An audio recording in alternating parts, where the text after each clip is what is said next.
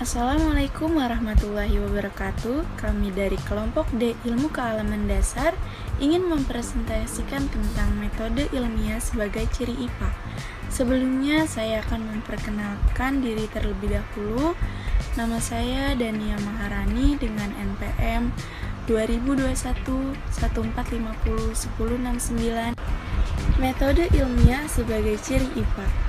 Yang pertama, metode dan sikap ilmiah. Yang kedua, pengertian IPA. Yang ketiga, relativitas IPA. Dan yang keempat, IPA bersifat dinamis. Metode ilmiah.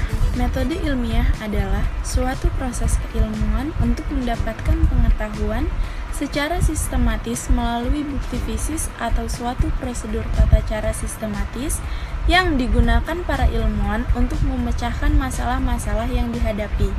Jadi singkatnya, metode ilmiah adalah pendekatan atau cara yang dipakai dalam penelitian suatu ilmu. Metode ilmiah didasarkan pada ciri-ciri keilmuan, yaitu 1. Rasional, yaitu suatu pola pikir di mana seseorang cenderung bersikap dan bertindak berdasarkan logika dan nalar. 2. Empiris, yaitu suatu sumber pengetahuan yang diperoleh informasi yang diperoleh dari observasi atau percobaan. Bukti empiris adalah informasi yang membenarkan sesuatu kepercayaan dalam kebenaran atau kebohongan suatu klaim empiris. Atau empiris adalah aliran filsafat yang berpandangan bahwa pengetahuan secara keseluruhan atau parsial berdasarkan dari pengalaman menggunakan indera atau suatu penelitian. Biasanya berdasarkan dari pengalaman sehari-hari seperti fakta a posteriori, yaitu fakta dari kesan indera yang ditemukan melalui hasil coba-coba yang kemudian diangkat sebagai hasil penelitian.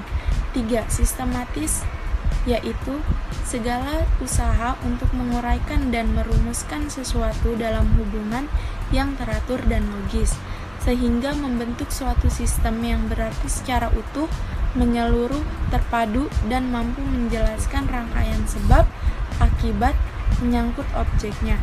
Berarti suatu penelitian harus disusun dan dilaksanakan secara berurutan sesuai pola dan kaidah yang benar, dari yang sederhana sampai kompleks.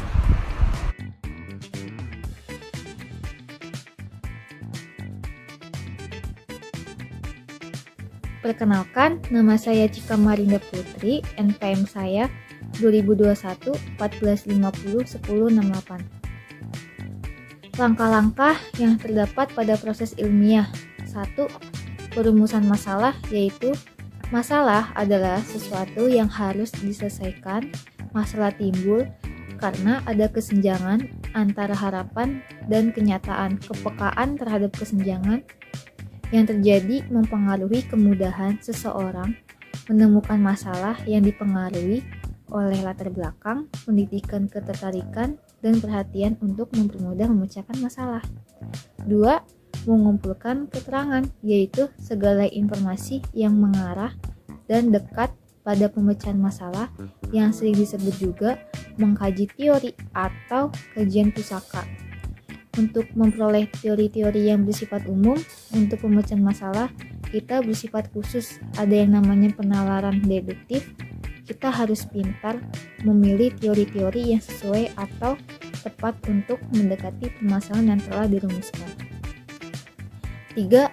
Pengajuan hipotesis, yaitu kerangka pemikiran sementara yang menjelaskan hubungan antara unsur-unsur pembentuk suatu karangan masalah. 4.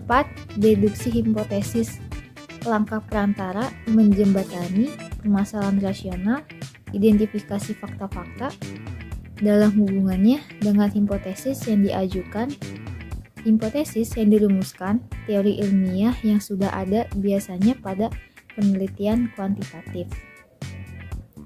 5. Menguji hipotesis dengan melakukan percobaan atau penelitian mengumpulkan fakta-fakta yang relevan dengan deduksi hipotesis.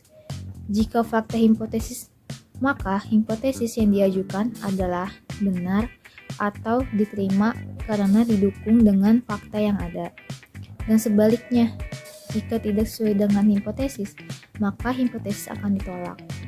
Keterbatasan metode ilmiah. Keterbatasan 1. Terlalu bergantung pada objek yang ada.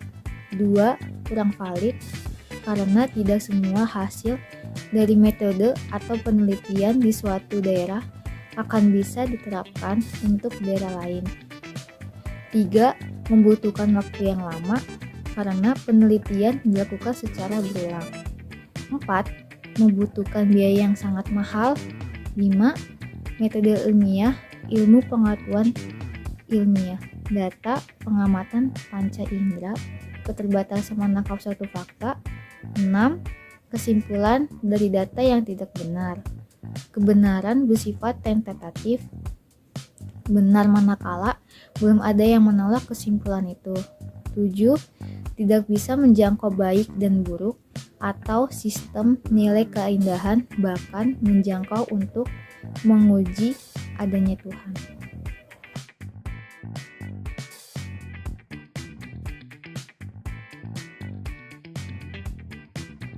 Assalamualaikum warahmatullahi wabarakatuh. Perkenalkan, nama saya Muhammad Alwi Hafiz.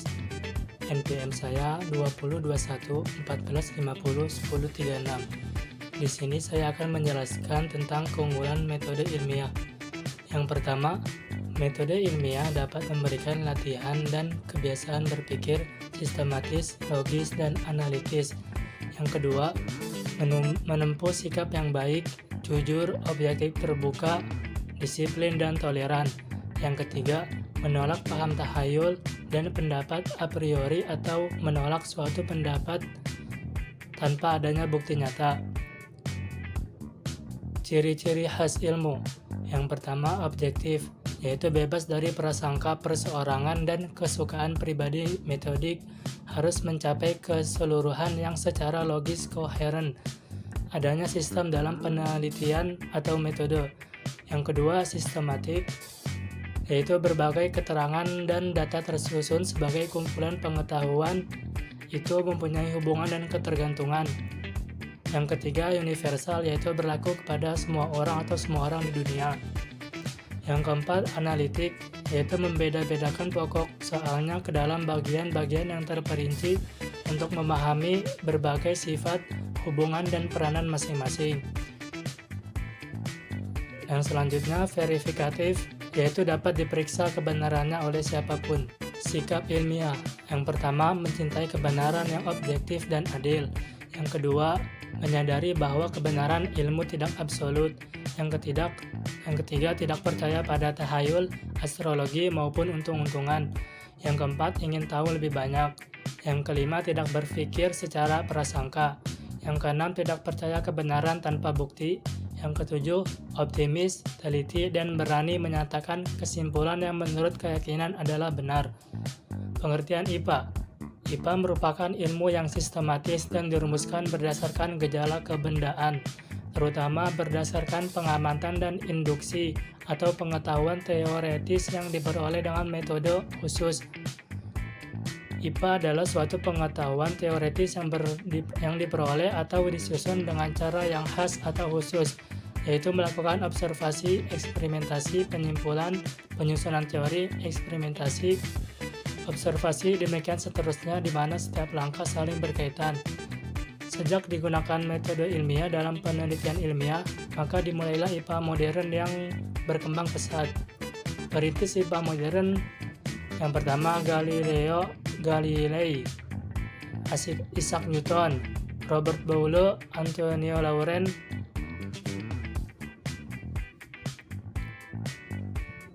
Relativitas IPA.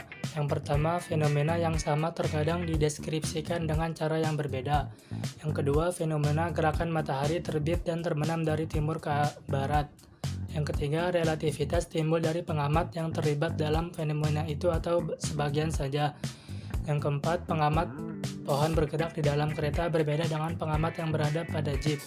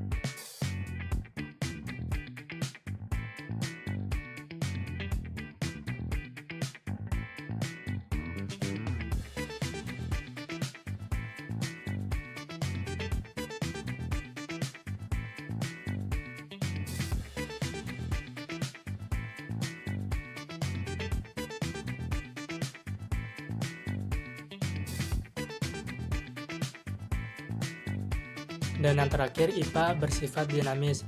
Yang pertama, IPA berasal dari pengamatan dan pencatatan gejala alam maupun percobaan. Yang kedua, dari teori yang ada, eksperimen kembali sebagai data pendukung teori lama. Jika tidak sesuai atau cocok, perlu disusun teori baru. Yang ketiga, pengetahuan selalu bertumpu atas dasar-dasar sebelumnya dalam kerangka yang bersifat kumulatif, konsisten, dan sistematis. IPA berkembang secara dinamis. Yang keempat, proses IPA dinamis karena menggunakan metode ilmiah, teori, dan eksperimen saling terkomplementer.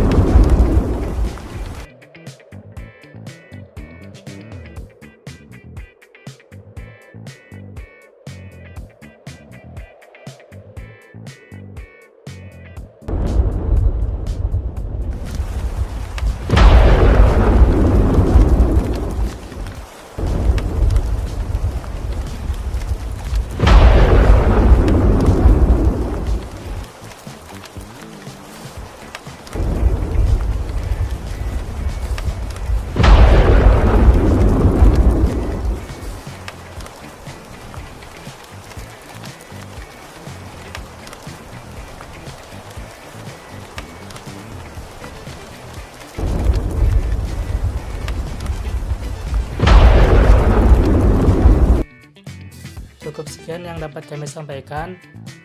Kurang lebihnya mohon maaf.